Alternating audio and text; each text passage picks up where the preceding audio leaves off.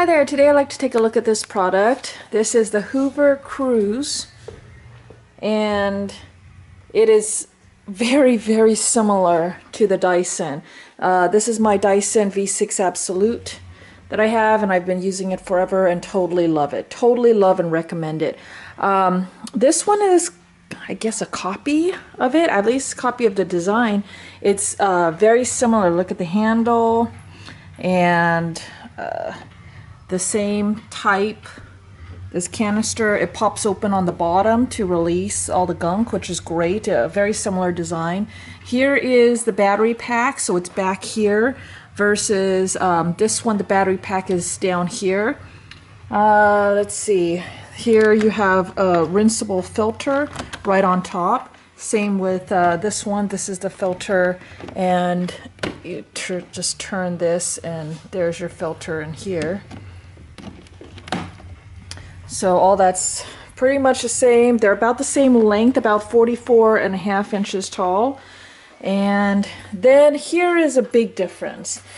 This one has a nice big head, and this one has a much smaller head, and that really plays that really makes a difference. This head is about 9 3/4 inches, and this head is about 8 3/4 inches. So here's the underside of them both. This one is a Hoover, there's a Dyson, and here you can really tell a difference. So the inner area here is 7 1/8 by 1 1/4.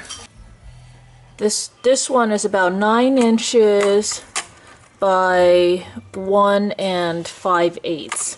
And by 9 inches, I'm only counting the inside here.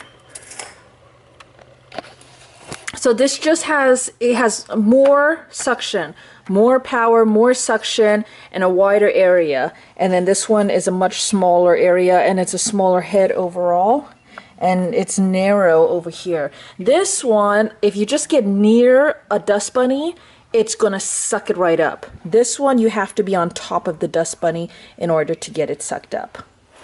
So since I have them on their backs, I'll just show you their underside real quick. So now I have them laying like this, and I'm gonna let you listen to the difference in power. Here's a Hoover. Shh.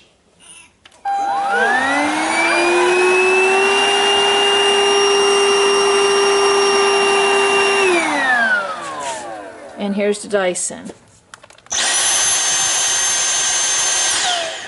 Now Dyson also has a max button over here, or a min button. So right now that's at max. And here is the regular mode. So that's the low power mode.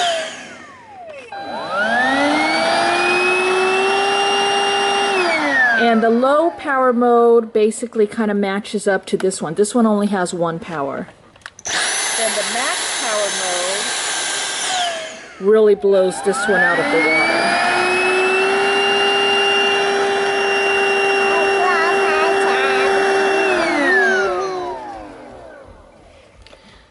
So you see you have your light switch over here, and so that tells you when it's on. You also have a button here to control the brush roll.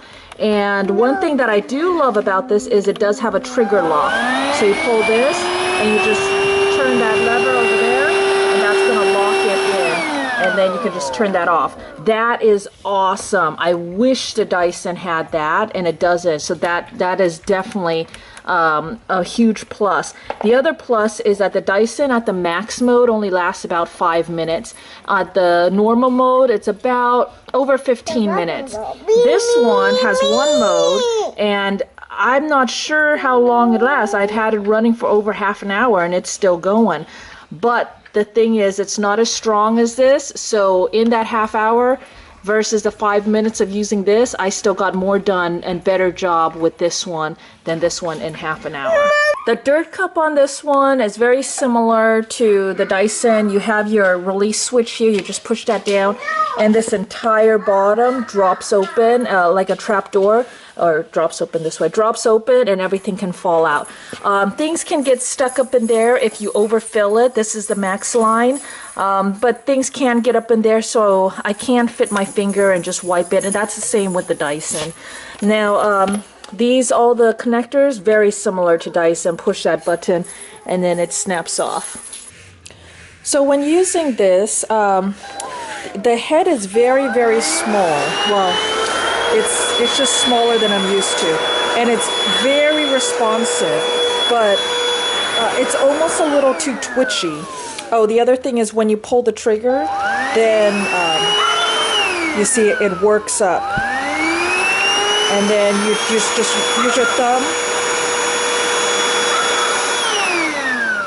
And then you just use your thumb to pull that. And then it stays open. Close. So that's really nice.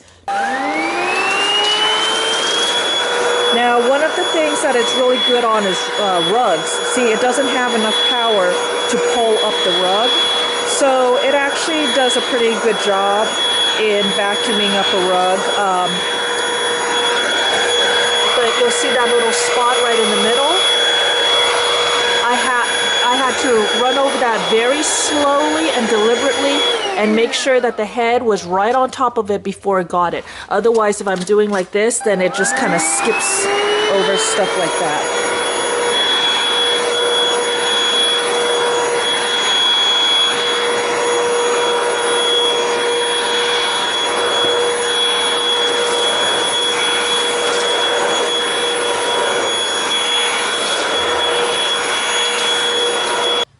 So in conclusion, this is a very nice, portable and cordless vacuum.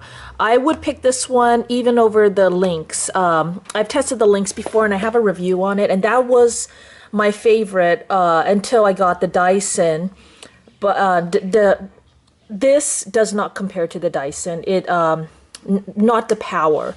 It just doesn't have the power of the Dyson. But if you don't need the power, you're looking for something with a smaller head and it's quite nimble and stuff, then this is still better than the other stick vacuums. So it definitely does work and it does do a good job. It's just not as powerful as a Dyson. This has a better battery than my Dyson, but I just saw an ad on TV with the new Dyson stick vacuum. They claim 40 minutes and this is about 35 minutes, and this doesn't have a high or low mode. It's just one mode, and it does have the lock, which I don't know if the new one has a lock or not, but this one has a lock and my Dyson does not have a lock, so that's an advantage over that. Battery life is very good, and it does have this filter that you can pop off and rinse out. So very easy to use. I think it's a great vacuum. If I had to buy one, I would still go with the Dyson just because it has more power. But if you don't need something like that, or you like the other features of this one, then this one will probably work for you, because it is a great vacuum and it does work well. So there you go. If there are any questions, go ahead and leave them for me in the comments below. Otherwise, thanks for watching.